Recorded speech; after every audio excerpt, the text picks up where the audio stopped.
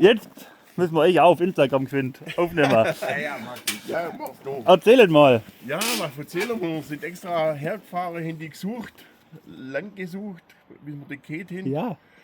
Durch so gutes Material, also muss ich sagen.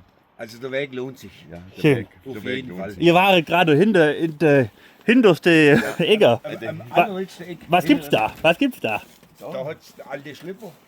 Hier steckt der Hanna, aber die sind zudeckt mit der Plane, die haben wir nicht aufdecken wollen, weil. Nett von euch, wirklich. Hat ja auch seinen Grund. Ja, Ja. machst Plane. Noch wäre mehr kaputt Das kann nachher. man im Sommer mal angucken, wenn Plane. Und wie geht's deinem Herz?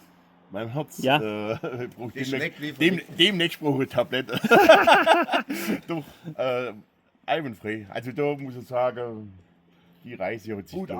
gelohnt. Schön, schön, danke. Ja, wir haben gerade gesagt, wer es angefangen hat, hast du gefragt. Ja, genau. Der Opa hat angefangen, aber mein Vater weitergeführt und auch die Oldtimer aufgehoben, tatsächlich. Und dann haben wir das verdanken, dass wir jetzt heute hier sind und das so hin, wie wir sind. Ja, genau. Und so viele Leute auch helfen können. Der Hanna, der Kerl ist auch aus Nürnberg extra angereist, bauen gute Kotfliegel. Findet er nirgends.